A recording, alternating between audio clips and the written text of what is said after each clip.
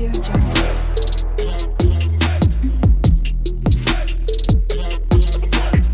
Audio Jungle. Hello friends, welcome back to another vlog. ಇವತ್ತಲ್ಲಿ vlog ಮಾಡ್ತಾಯಿದ್ದೀನಿ. ಮಧ್ಯಾಹ್ನ vlog start ಮಾಡಿದ್ದೀನಿ. ವ್ಲಾಗ್ ಸ್ಟಾರ್ಟ್ ಮಾಡೋಕ್ಕೂ ಮೊದಲು ನೀವೇನಾದರೂ ನಮ್ಮ ಚಾನಲ್ಗೆ ಹೊಸ್ದಾಗಿ ಬಂದಿದ್ದರೆ ದಯವಿಟ್ಟು ಸಬ್ಸ್ಕ್ರೈಬ್ ಮಾಡಿ ನೋಡಿ. ಹಾಗೆ ನಮ್ಮ ವಿಡಿಯೋ ಇಷ್ಟ ಆದರೆ ಕೊನೆಯಲ್ಲಿ ಲೈಕ್ ಕೊಡೋದನ್ನು ಮಾತ್ರ ಮರಿಬೇಡಿ. ಫ್ರೆಂಡ್ಸ್, ನಾನಿವತ್ತು ಮನೆಗೆ ಹೋಗೋಣ ಅಂತ ಅಂದ್ಕೊಂಡಿದ್ದೀನಿ. ನೋಡೋಣ. ನಿನ್ನೆ ಬಂದೆ, ಇವತ್ತು ಹೊರಟೆ. ಏಂತಕ್ಕೆ ಬಂದಿದ್ದೆ, ಏಂತಕ್ಕೆ ಇವತ್ತು ಹೋಗ್ತಾಯಿದ್ದೀನಿ ಅಂತ ನಾನು ನಿಮಗೆ ಹೇಳ್ತೀನಿ. ಬಟ್ ಅದಕ್ಕೂ ಮೊದಲು ನಾನು ಸ್ವಲ್ಪ ಕೆಳಗಡೆ ಹೊರಗಡೆ ಹೋಗಿ ಬರೋಣ. ನಾಗಮಣಿಗೆ ಸ್ವಲ್ಪ ಕಬ್ಬಿನ ಹಾಲು ಕುಡಿಬೇಕಿತ್ತು ಅವಳು. ಏಕೆಂದರೆ ಡೆಲಿವರಿ ಹತ್ತಿರ ಬರ್ತಾಯಿದೆ ಅನ್ನೋ ಟೈಮಲ್ಲಿ ಸ್ವಲ್ಪ ಕಬ್ಬಿನ ಹಾಲು ಆಗಾಗ ಕುಡಿತಾಯಿದ್ರೆ, ಅಂದರೆ ವಾರಕ್ಕೊಂದ್ಸ ಅಥವಾ ಟ್ವೈಸ್ ಕುಡಿತಾಯಿದ್ರೆ ಪಾಪುಗೆ ಜಾಂಡೀಸ್ ಬರೋದಿಲ್ಲ. ಅಂದರೆ ಡೆಲಿವರಿ ಆದಮೇಲೆ ಪಾಪುಗೆ ಜಾಂಡೀಸು ಬರೋ ಚಾನ್ಸ್ ಕಡಿಮೆ ಇರುತ್ತೆ. ಹಾಗಾಗಿ ತೊಗೊಂಬರೋಣ ಅಂತ ಹೊರಟಿದ್ದೀನಿ. ನೋಡಿ, ಕಬ್ಬಿನ ಹಾಲು ತೊಗೊಳ್ಳೋಣ. ಪಾರ್ಸಲ್ ತೊಗೊಂಡಿದ್ದೀನಿ ಆ್ಯಕ್ಚುಲಿ.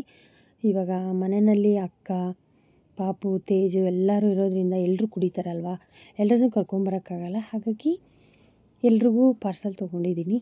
ಎಲ್ರಿಗೂ ತೊಗೊಂಡೋಗೋಣ ಒಟ್ಟಿಗೆ ಅಂತ. ನಮ್ಮ ಅಕ್ಕ ನನಗೂ ಬೇಕು ಅಂತ ಅಂದ್ರ, ಹಾಗಾಗಿ ಒಟ್ಟಿಗೆ ತೊಗೊಂಡೆ. ಇಲ್ಲ ಅಂದರೆ 1 ಅಥವಾ 2 ತೊಗೊಂಡೋಗಿ ಪಾರ್ಸಲ್ ಇಡ್ತಿದ್ದೆ, ಅವಳು ಕುಡಿಯೋಳು. ಬಟ್ ಎಲ್ಲರೂ ಸ್ವಲ್ಪ ಸ್ವಲ್ಪ ಕುಡೀಲಿ ಅಂತ ತೊಗೊಂಡು ಹೊರಟಿದ್ದೀನಿ. ಪಾಪು ನಾನು ಬರ್ತೀನಿ ಅಂತಾಳೆ ಅಂತ ಸೈಲೆಂಟಾಗಿ ಬಂದಿದ್ದೀನಿ. ನಾನು ಹೋದ್ಮೇಲೆ ಏನಂತಾಳೆ ನೋಡಬೇಕು. ಅವಳಿಗೆ ಗೊತ್ತಿಲ್ಲದಿರೋ ಥರ ಕೆಳಗೆ ಬರಬೇಕು. ನಾವು ಜೊತೆ ಕರ್ಕೊಂಬಂದರೆ ಸುಮ್ಮನೆ ಹಿಂಸೆ ಮಾಡ್ತಾಳೆ. ನೋಡಿ, ಒಳಗೆ ಮನೆಗೆ ಬಂದ ತಕ್ಷಣ ಏನದು ಎಲ್ಲೋಗಿದ್ರಿ ಅಂತಾಳೆ. ಇವ್ರು ನೋಡಿ ಫುಲ್ಲು ಚೌಕಾಬಾರದಲ್ಲೇ ಕೆಲಸ. ನಾನು ನಾಗಮಣಿಗೆ ಬೈತಾಯಿದ್ದೀನಿ ಇವಳಿಗೆ ಇನ್ನೇನು ಕೆಲಸ ಅಂತ. ಇವರಿಬ್ಬರು ಚೌಕಾಬಾರ ಆಡ್ತಾ ಇದ್ದಾರೆ. ಏಕೆಂದರೆ ಯಾರೂ ಇಲ್ಲ ಇವಾಗ ಸದ್ಯಕ್ಕೆಲ್ಲ ಕೆಲ್ಸಕ್ಕೆ ಹೋಗಿದ್ದಾರಲ್ವ. ಕೆಲ್ಸಕ್ಕೆ ಹೋಗೋರೆಲ್ಲ ಕೆಲ್ಸಕ್ಕೆ ಹೋಗಿದ್ದಾರೆ. ನಾವು ಮಾತ್ರ ಇದ್ವಿ. ಇವರಿಬ್ಬರು ಚೌಕಾಬಾರ. ಇವಾಗ ನಾನು ಹೊರಡಬೇಕು. ಇವರೆಲ್ಲ ಕಬ್ಬಿನ ಹಾಲು ಕುಡೀಲಿ, ಆಮೇಲೆ ಹೊರಡೋಣ ಅಂತ ಪ್ಲ್ಯಾನ್ ಮಾಡಿದ್ದೀನಿ. ನೋಡಿ, ಎಲ್ರಿಗೂ ಆ್ಯಕ್ಚುಲಿ ಪೇಪರ್ ಗ್ಲಾಸು 2 3 ಕೊಟ್ಟರು. ಅಂದರೆ ನಾನು 3 ಗ್ಲಾಸ್ ತೊಗೊಂಡೆ ಅನಿಸುತ್ತೆ, ಅದಕ್ಕೆ 3 ಕೊಟ್ಟಿದ್ರು. ಬಟ್ ಪಾಪು ಫುಲ್ಲು ಖುಷಿಯಾಗಿದ್ದಾಳೆ. ಅವಳು ನಾವು ಇಷ್ಟಪಟ್ಟು ಕುಡೀಲಿ ಅಂತ ಕುಡಿಸ್ದಾಗ ಕುಡಿಯೋಲ್ಲ.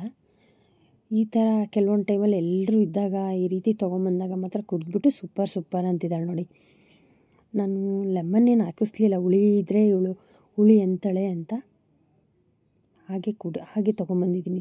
ಸ್ವೀಟಾಗಿ ಚೆನ್ನಾಗಿದೆ ಅಂತಿದ್ದಾರೆ.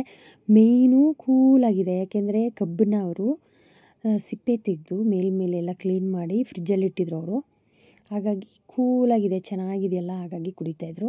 ನಾನು ಆ್ಯಕ್ಚುಲಿ ಮನೆಗೆ ಹೋಗ್ತಿದ್ದೀನಿ ಅಂತ ಎಂತಕ್ಕೆ ಅಂದೆ ಅಂದರೆ, ಹಲಸಿನ ಹಣ್ಣು ಮತ್ತು ಮಾವಿನ ಹಣ್ಣು ಎಲ್ಲ ತಂದಿದ್ರು ನಮ್ಮ ಅಕ್ಕ ಊರಿಂದ. ಹಾಗಾಗಿ ಇದನ್ನೆಲ್ಲ ತೊಗೊಂಡು ಹೋಗೋಣ ಅಂತ ಬಂದಿದ್ದೆ. ಹಾಗೆ ಏನಾದರೂ ಮಾಡೋಣ ಅಂದ್ಕೊಂಡೆ. ಏನು ಸ್ಪೆಷಲ್ ಮಾಡಲಿಲ್ಲ ಆ್ಯಕ್ಚುಲಿ. ನಾವು ಒನ್ ಡೇ ಅಲ್ವಾ ನಾನು ಇದ್ದಿದ್ದು.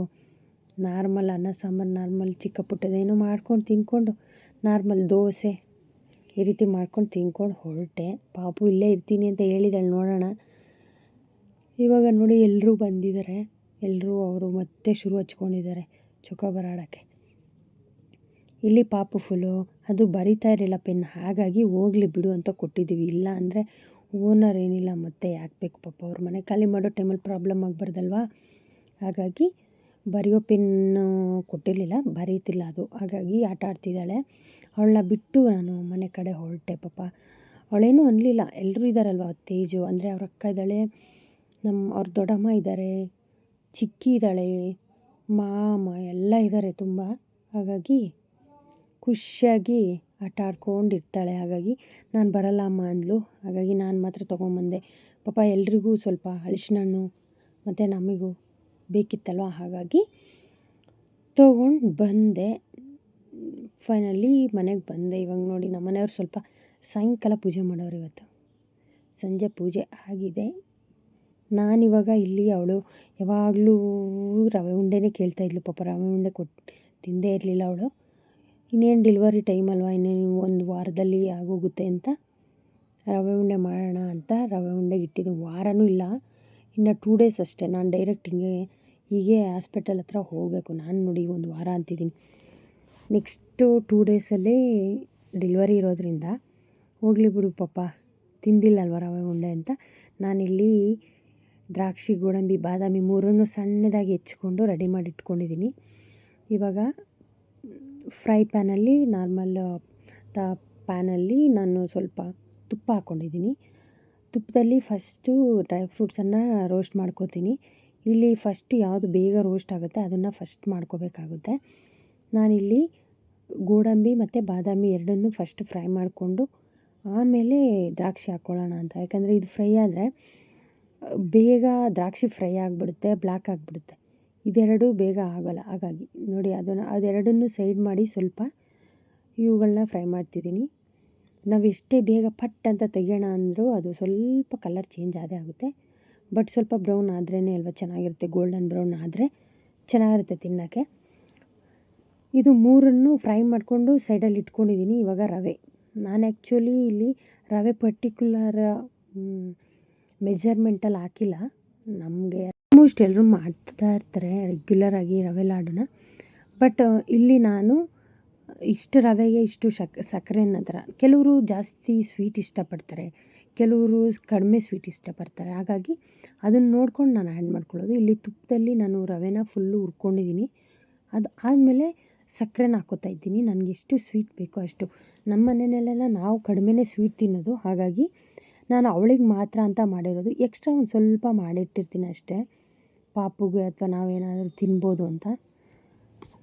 ಇವಾಗ ನೋಡಿ ಸಕ್ಕರೆ ಮತ್ತು ಇದು ಎರಡೂ ಫುಲ್ಲು ಫ್ರೈ ಆಗಿದೆ, ಸಕ್ಕರೆನೂ ರವೆ.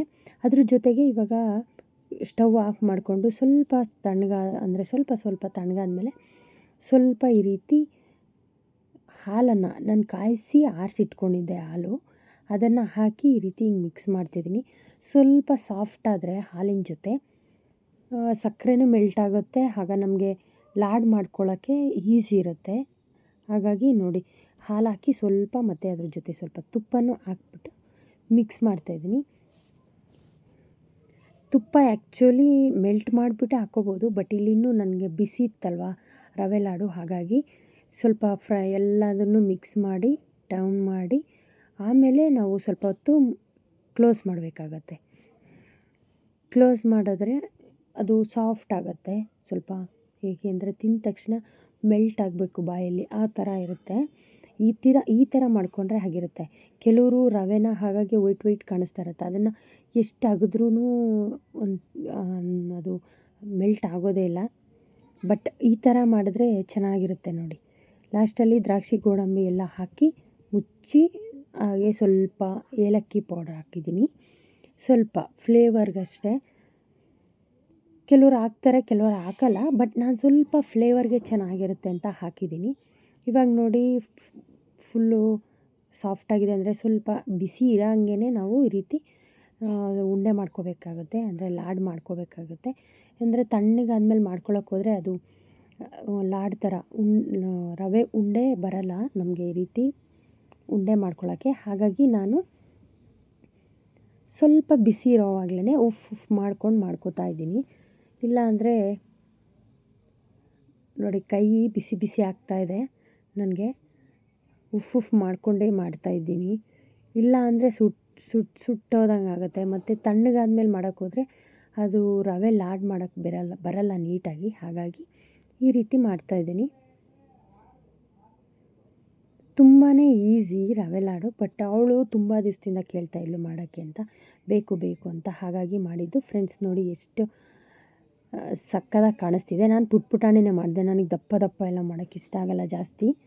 ಪುಟಾಣಿ ಲಾಡಾದರೆ ಮಕ್ಕಳಾದ್ರೂ ಚೆನ್ನಾಗಿ ತಿನ್ಕೋತಾರೆ ನೀಟಾಗಿ. ದೊಡ್ಡದಾದರೆ ಕೆಲವರು ಸ್ವಲ್ಪ ಕೊಡಿ ಅಂತ ಮುರ್ಕೋತಾ ಇರ್ತಾರೆ. ಹಾಗಾಗಿ ನಾನು ಚಿಕ್ಕದಾಗಿ ಮಾಡಿಬಿಟ್ರೆ ಎಲ್ಲರೂ ದಪ್ಪ ಇದೆ ಸ್ವಲ್ಪ ಕೊಡಿ ಅಂತ ಕೇಳಲ್ಲ. ಹಾಗಾಗಿ ಫ್ರೆಂಡ್ಸ್ ನೋಡಿ ಇವತ್ತಿನ ವ್ಲಾಗ್ ಇಷ್ಟೇ. ಬಾಯ್.